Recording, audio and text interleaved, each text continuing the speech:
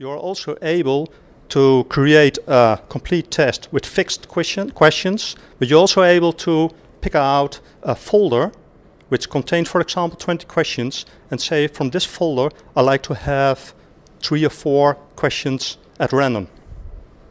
So you have to create one test, and you put a link, direct link in your VLE, for example. You can reuse this test again and again, but because it has a random rule inside, the student gets new tests every time, but always from the same learning objectives. So this is a very nice feature, and it was introduced yesterday. It was yesterday or the day before yesterday? Just, yeah. And, yeah, can you show it?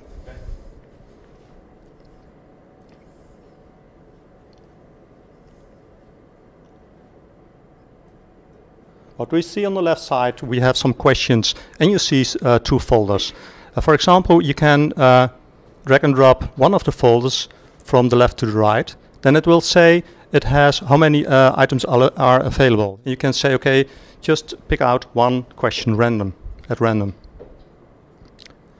So this is a very nice feature when you build formative tests. And as you can see on the last page, you see that we prefer fixed tests when we have summative tests, but for formative tests I prefer this one.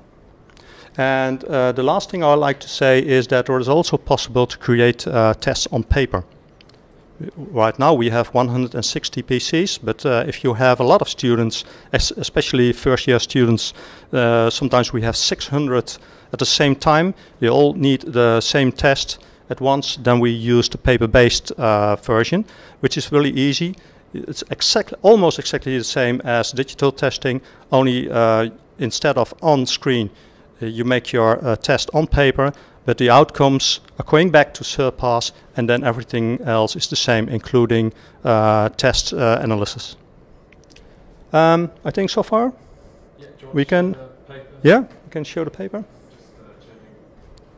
You always can decide what you like to do, on screen or on paper.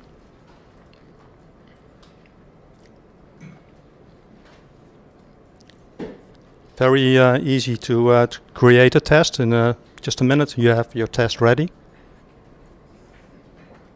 he's uploading the colours of the candidate and the teacher version. Create test, confirm, and then download and show it.